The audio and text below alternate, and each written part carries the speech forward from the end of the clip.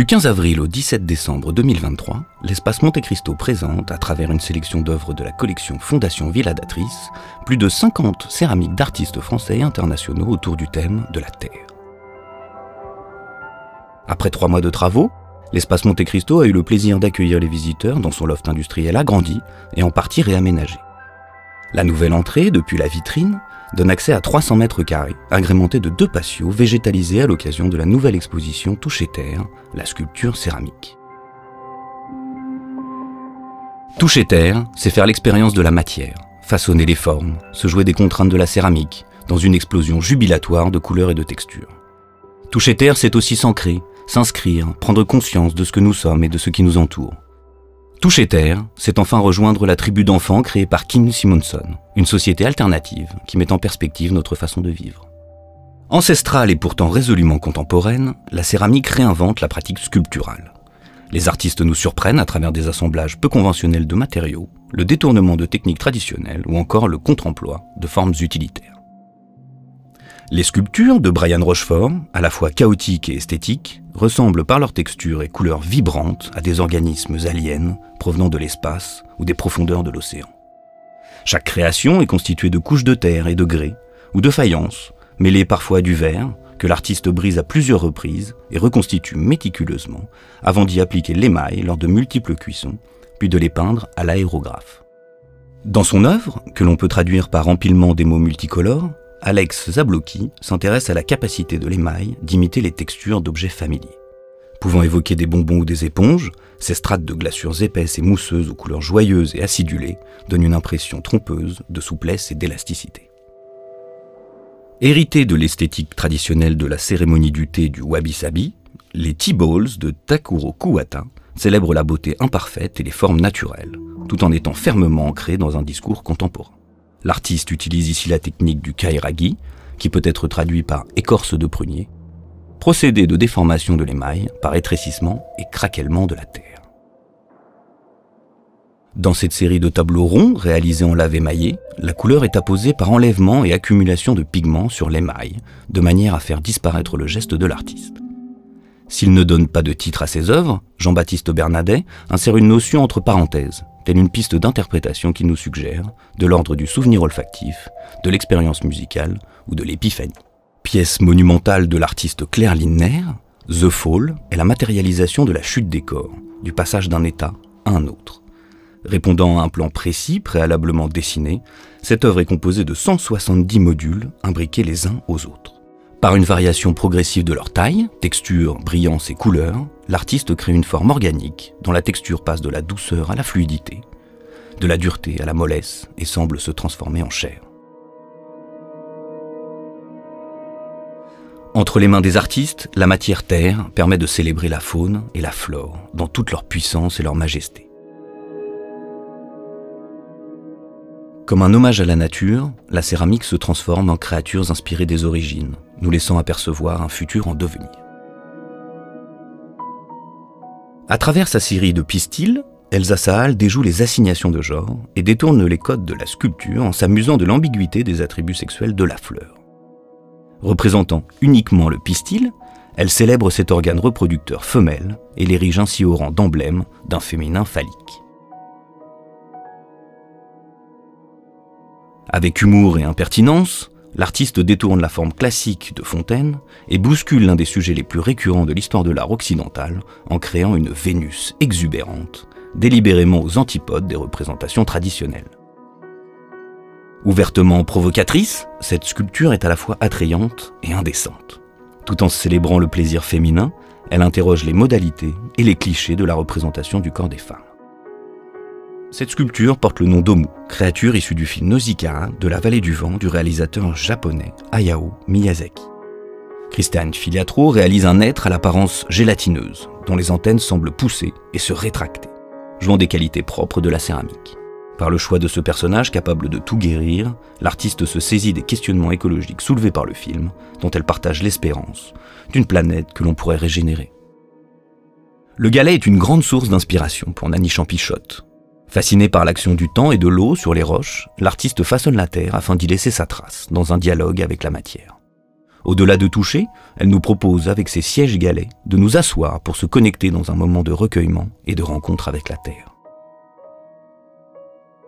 Fascinée par l'hybridité des espèces sous-marines, entre animal, végétal et minéral, Josepha Enjam crée une famille hybride, composée de 10 organismes mutants. Les coraux sont pour elle une métaphore du peuple, incarnation du collectif et de l'hybridation. Par la création de ces nouvelles espèces, l'artiste remet en question les catégories habituelles dans lesquelles les êtres et les choses sont circonscrits et anticipe des écosystèmes futurs. Ces 2 bas-reliefs sont issus du projet Weeds, que l'on peut traduire par mauvaises herbes, réalisé in situ en 2021 au Rochester Square, lieu de création londonien dédié à la céramique. Pensé comme un monument de célébration aux espèces végétales habituellement rejetées et éradiquées, comme le lierre, chaque œuvre représente une variété différente de plantes observées au sein de ce jardin. Certaines d'entre elles, comme la ronce d'Arménie, ont été importées de colonies britanniques. Hugh Greenfort propose une réflexion sur le pouvoir que nous exerçons à la fois sur la nature et sur d'autres civilisations. À travers sa série de sculptures récipients, Monica Debu explore les frontières entre art et artisanat. Dans Moss, qui se traduit par mousse, l'artiste utilise comme à son habitude un vocabulaire graphique inspiré de la nature. Ces motifs élémentaires animent la surface de l'œuvre, tandis que la cuisson lente au sel l'enveloppe d'une texture sensuelle et veloutée qui lui confère un certain mystère. Les Céladonies de Benoît Pouplard rappellent les architectures chaotiques des environnements naturels du Grand Nord, faites de blocs enchevêtrés de contreforts de voûtes de glace. Ces œuvres sont-elles des châteaux de cartes, où chaque élément peut entraîner le suivant dans sa chute, figé par la cuisson dans un état transitionnel à la limite de l'effondrement. Sculpture murale en relief composée de 3 panneaux en céramique, Structural Lavender rassemble des formes organiques, tentacules et champignons, associés à des photographies issues des archives personnelles d'Erin Jane Nelson. L'artiste fige ces éléments sous une peau aqueuse en résine, comme pour repousser le changement constant de l'environnement dans lequel nous vivons. Dans sa série Les Colonnes, Johan Créten mêle son goût pour les allusions sexuelles et son intérêt pour la narration par la représentation d'éléments de la nature au sein d'œuvres au titre suggestif tels que Single, Couple, Threesome ou encore Orgie. Ces sculptures en grès, d'une grande diversité de textures et d'émaux, prennent la forme de colonnes cintrées, supportant des boules qui servent de perchoir à des oiseaux, symbole de libido masculine. Cette colonne, intitulée Couple, Couple, évoque l'intimité, la complicité et la passion. Dans nombre de mythes et de légendes, l'humain est un être fait de terre. Créatures devenues créateurs, les artistes façonnent l'argile à leur tour pour inventer un nouveau monde. Ils donnent naissance à des paysages et des personnages inspirés de notre inconscient collectif, de nos rêves, comme de nos cauchemars. Les masques en céramique de Carolina Chantre sont réalisés par modelage de plaques d'argile, sur lesquelles l'artiste appose des empreintes de peau. Avec son écorce frissonnante, parsemée de bulles laiteuses, Helm, traduit de l'anglais par orme, créature hybride au caractère animiste et inspirée de l'arbre, nous regarde. À travers ce dialogue intime et muet, Carolina Chantre convoque notre imaginaire et interroge notre rapport à l'altérité. Dotées d'une aura symbolique, les figures d'Elmar Trengwalder peuvent évoquer des divinités hindoues ou des statuettes archaïques de la fécondité. La dualité et la circulation continue entre le féminin et le masculin sont récurrentes dans son travail, fondées sur une recherche de l'équilibre parfait et de l'harmonie. Échappant à toute classification, ces représentations de la nature et du corps font appel à notre inconscient et à notre imaginaire. Allégorie du jardin intérieur de l'artiste, la sculpture A Forest Grew de Safia Ijos est inspirée de l'ouvrage de littérature jeunesse Max et les Maxi-Monstres de Maurice Andac. Composée de 1300 pièces modelées et assemblées, elle représente une forêt tropicale miniature dont la croissance, bien qu'imperceptible à l'œil nu, semble s'étendre à l'infini. Face à l'œuvre, nous sommes tels des géants surplombant une île imaginaire. Par leurs fines épaisseurs et leur surface texturée, les bas-reliefs en terre cuite de Luigi Menolfi évoquent une peau. Intitulée Tobacco Nero, cette œuvre a été réalisée par l'accumulation et la juxtaposition d'un motif de feuilles de tabac. Si la couleur naturelle de la terre cuite est dominante au sein de cette composition organique, la présence de noir lui confère un caractère géométrique. Klara Krystalova crée des personnages hybrides, souvent en pleine mutation dont l'étrangeté laisse place à un récit ouvert que le spectateur est invité à compléter ou imaginer. La jeunesse telle que je m'en souviens, être mi-humain, mi-végétal, témoigne de l'intérêt de l'artiste pour la période de l'adolescence, en tant qu'étape importante de transformation, à la fois physique et psychologique, lorsque l'innocence et la liberté sont perdues face aux pressions sociétales. Œuvre in situ, cette installation de Sophie Lavaux a été réalisée en dialogue avec les jardins de la Villa d'Atrice, dans le cadre de l'exposition Sculptrice en 2013. Créée par l'assemblage de fines lamelles en biscuits de porcelaine, à la fois dures et fragiles, les œuvres évoquent par leur forme et leur texture des coraux ou des végétaux. Issues de l'univers onirique de l'artiste, elles émergent de l'eau, d'où elles semblent avoir pris naissance. Cette installation d'Edith Carlson met en scène une silhouette en costume dont le squelette est constitué d'un essaim de serpent. Représentant les vices du monde moderne, l'œuvre cristallise à la fois les symboles de vanité, de rejet et de dégoût. Portant un titre inspiré du film Le Bon, la Brute et le Truand de Sergio Leone, elle nous plonge dans une atmosphère inquiétante, renforcée par la présence Dieu, qui nous traque à mesure de notre déplacement. La sculpture Krishna, de Joana Vasconcelos, s'inscrit dans la série Bordalo Pinheiro, développée par l'artiste à partir d'un groupe de faïences animalières du célèbre céramiste portugais du XIXe siècle. Usant de la technique traditionnellement utilisée pour protéger et décorer les meubles, l'artiste tisse une délicate maille en crochet autour des animaux qu'elle représente, habituellement perçus comme repoussants, tels que le crapaud, la guêpe ou le serpent. Tony Marsh explore le pouvoir de transformation de la Terre, jouant avec la gravité et le flux de matériaux en fusion à travers des cycles de cuisson répétés. Dans sa série Spill and Catch, l'artiste superpose des émaux de couleurs différentes, créant une accumulation de matière qui, en coulant, modifie l'œuvre de manière inattendue et lui confère un aspect géologique ou biomorphique. Lieu d'expérimentation artistique en 3 dimensions, la céramique est plus que toute autre technique soumise au hasard. Redoublant d'inventivité, les artistes se jouent des tensions et des contraintes de ce matériau et mettent en valeur ses forces et ses faiblesses au prisme de la nature humaine et de sa résilience. Conçue à partir de ce dont elle disposait dans l'atelier, cette œuvre d'Anne Verdier a été réalisée pendant le confinement du printemps 2020. Construite directement dans le four, avec des éléments rectilignes de différentes terres et divers émaux, cette sculpture monumentale, à l'apparent chaos, témoigne d'une grande connaissance des matériaux céramiques. Sous l'effet des hautes températures et d'une cuisson longue, ces volumes s'affaissent et fusionnent. Inspirée par l'art brut, par Jean Dubuffet comme par les créations de sa jeune fille Suzy, Alice Gavalet place le dessin au centre de son travail. Elle réalise ses œuvres à partir de plaques d'argile qu'elle assemble pour monter des pièces en volume. Tordant le cou à la céramique décorative, l'artiste déforme les courbes, exagère les galbes et dote ses sculptures de couleurs vives et joyeuses. La série Ritrovarsi de Valentina Ornaghi et Claudio Prestinari, traduit de l'italien par Se retrouver, comprend de nombreux objets de vaisselle et de décoration brisés par les artistes, puis réassemblés après l'émaillage de certains fragments. Par la destruction et la sélection partielle d'éclats, les artistes recomposent une forme imprévisible engendrée par le hasard. La rupture devient le début d'une nouvelle histoire de l'objet. Laurent Nicolas s'intéresse à la symbolique et aux usages de la corde en tant qu'objet matière. L'acte de nouer est pour lui le moyen de matérialiser les relations entre les êtres vivants, les liens comme les tensions qu'ils impliquent. Tel un corset sur un corps souple, dans son œuvre Connexion, la corde enserre des pièces de terre crue, faisant apparaître des bourrelets de matière. Après cuisson, le grès impose à son tour sa matérialité, forçant le cordage à s'adapter pour tenter de retrouver sa place. À la fin de sa vie, dans les années 1950, Fernand Léger s'intéresse à la céramique, l'apercevant comme un moyen d'expérimentation et une possibilité d'ouvrir la peinture à de nouvelles dimensions, celle du relief et de l'architecture. Rapidement, il passe de la réalisation de bas-reliefs de petits formats comme cette œuvre, Visage aux deux mains, à celle de sculptures monumentales, concrétisant son projet d'un art pour tous. Dans ses sculptures en céramique intitulées Intérieur, Pauline Bazignan révèle ce qui est habituellement caché. Après avoir arraché l'écorce d'une orange, elle reconstitue minutieusement son enveloppe et la remplit de terre liquide pour en révéler ses creux et ses aspérités.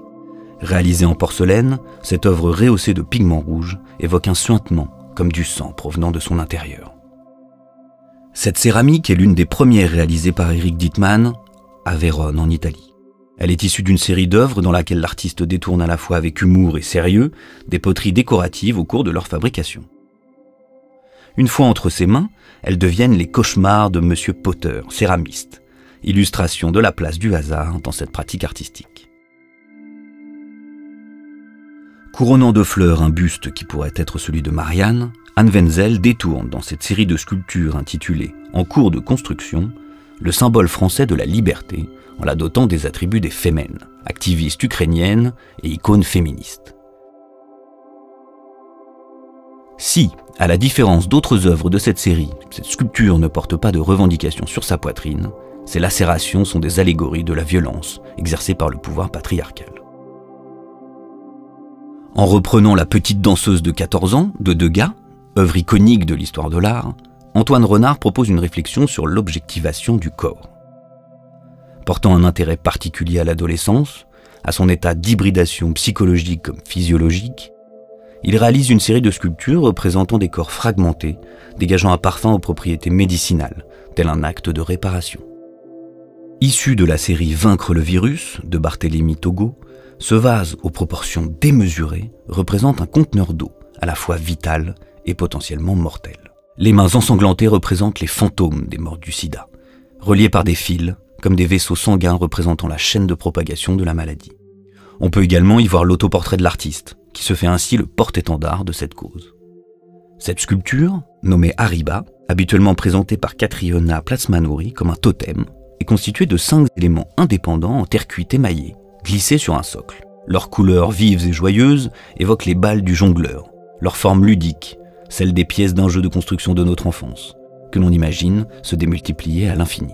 Fossiles fantomatiques, déchets précieux, éléments banals de construction rendus joyeux, devenus terre, ces objets sont magnifiés, sublimés et pérennisés. Détournant la valeur anthropologique de la céramique, son statut de témoin de civilisation ancienne, les artistes proposent une projection futuriste de ce que pourraient être les vestiges de notre présent. Ninon Hiver met en lumière la manière dont les objets ordinaires, portant les marques de leur usage, sont révélateurs d'une histoire intime, comme d'une époque. Vêtements et accessoires constituent pour elle une cartographie de postures minéralisées, semblables à des fossiles. Figée dans la position dans laquelle l'artiste l'a découverte, suspendue sur le dossier d'une chaise comme si quelqu'un venait de la déposer, cette veste, cycle Peugeot, semble flotter, fantomatique. En 2015, Chapourpouillant réalise un test ADN et découvre qu'il possède des liens génétiques avec 33 pays modernes. Dans cette série, que l'on peut traduire par « mon lieu » et « sans lieu », ils représentent chacun d'entre eux sous la forme de dômes, forme sophistiquée d'architecture et d'ingénierie, manifestation de l'arrogance et de l'impérialisme humain. Cette sculpture, intitulée Wales, représente les liens génétiques de l'artiste avec le Pays de Galles. Dans sa pratique de la céramique, Suzanne Husky détourne de manière à la fois critique et humoristique des objets issus de la société de consommation, les transformant en pièces uniques et précieuses, comme Homo, perle de parfum. Sa série Douceur de fleurs dénonce l'hypocrisie du discours marketing des produits ménagers, faisant cohabiter motifs ornementaux fleuris, textes poétiques et avertissements sinistres de la notice d'utilisation. Balise, ensemble de 5 sculptures réalisées par estampage à partir du moulage de vraies balises, a été créé lors d'une résidence au sein d'une école primaire. Faisant écho au monde de l'enfance, Marie Euchbar reproduit à partir d'engobes et émaux, dotés de colorants synthétiques, l'effet d'un feutre qui s'épuise. Transposant ces objets de signalisation en ce matériau fragile, elle les sort de leurs fonctions utilitaires et les hisse au rang d'objets d'art. Le travail de Gabriel Van Boom se joue des propriétés des matériaux et de leur détournement. Avec Bubble Wrap, en transposant un rouleau de film bulle en céramique, l'artiste en modifie l'aura, mettant en lumière son aspect sculptural. Elle transforme cet objet, dont la fonction est d'emballer et de protéger, en une pièce fragile, susceptible de se briser. Dans le cadre de la carte blanche qui lui est confiée, Kim Simonson nous transporte dans l'univers onirique et mélancolique des Moss People, des petits êtres de la forêt mis en scène dans un décor de mousse naturelle. Inédite et immersive, son installation L'idole endormie des Moss People occupe l'intégralité de la plus grande salle d'exposition et joue avec l'architecture du lieu. Kim Simonson se distingue par un traitement singulier de la céramique fondé sur des jeux de textures. Ici, il recouvre de fibres de nylon ses sculptures en grès et obtient une étonnante texture semblable à la mousse qui recouvre le sol. C'est vêtu de ce précieux camouflage que les Moss People se fondent dans leur environnement pour mieux survivre. Tout en dotant chacun de ces personnages d'attributs différents, tels des indices sur leur histoire personnelle, l'artiste laisse libre cours à l'imagination des spectateurs, les invitant à construire leur propre récit par ces mots. Quand le groupe aux objets multiples, c'est le nom que le peuple de la mousse se donne, a trouvé la géante endormie dans la forêt, cette découverte a soulevé de nombreuses questions. La géante est-elle comme nous? Devenons-nous des géants quand nous grandissons? Les géants sont-ils toujours fatigués? Peut-être que la géante hiberne? Devrions-nous tuer la géante? Pourrait-elle venir dans notre monde? Devrions-nous avoir peur d'elle? A-t-elle peur de nous? Sait-elle ce qu'est la peur? Que comprend-elle? Rêve-t-elle? Que fait-elle ici? Que faisons-nous ici? En quoi est-ce important? Près de la géante endormie, les plantes poussent et brillent avec la même intensité que la mousse recouvrant les petits êtres qui l'observent. Cueillant délicatement ses fleurs, ils prennent soin de ne pas la réveiller. À l'image de la céramique elle-même, cette exposition a été pensée comme une expérience qui nous transforme.